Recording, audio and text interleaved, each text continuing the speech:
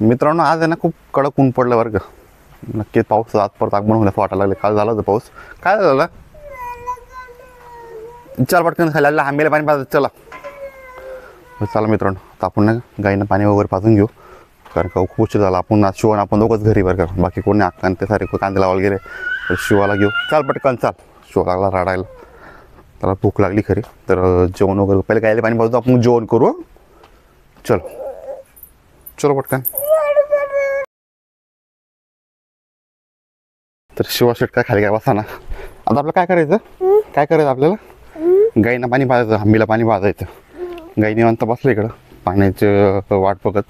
पाणी लवकर भेटलं नाही त्यांना.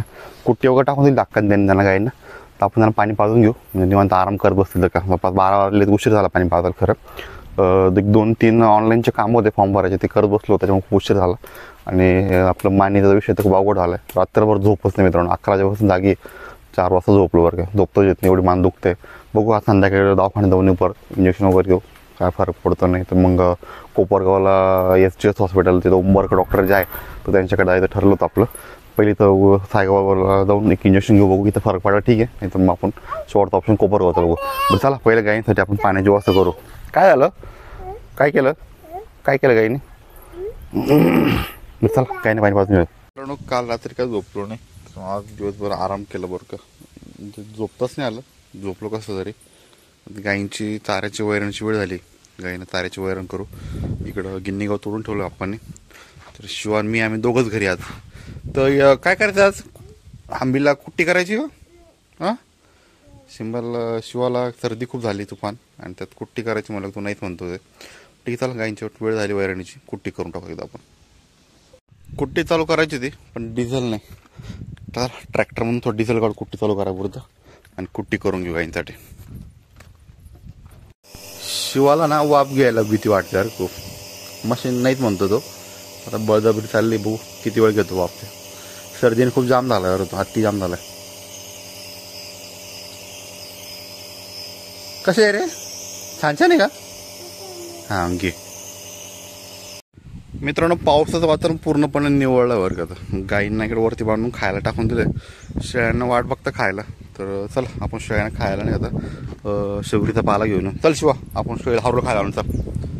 शेळीला खायला हावरीचा पाला घेऊन शेवरीचा सॉरी तर पाला खाली संध्याकाळच्या वेळेस बरं का. मित्रांनो संध्याकाळची वेळ झाली. सूर्य मावळतीला गेला बरं का. आणि काल आपण कोण ट्रॅक्टर जो आणला होता याच्यावरनं बिट्ट्यांवरनं त्यापैकी काही बिट्ट्यानं माती खाली दाबलं होतं. तर त्यावरती काढायचे जात मग दिवसभर काय जमलं नाही आपल्या इकडे यायला. तर त्या बिट्ट्या आपण वरती काढून घेऊ बरं का. तर मातीत खराब होऊन जातील त्या बिट्ट्या.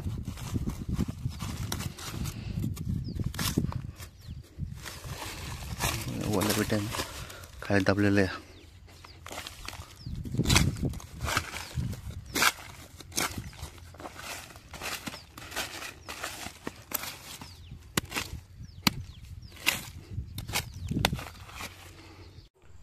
कालच्या चिखलाचं रान होतं ओलं रान होतं त्यामुळे बिट्ट्या खाली माती दाबून गेल्या मित्रांनो. या त्रासात राहिलं तर पूर्ण खराब होऊन गेल्या कारण वरती काढून घेतल्या.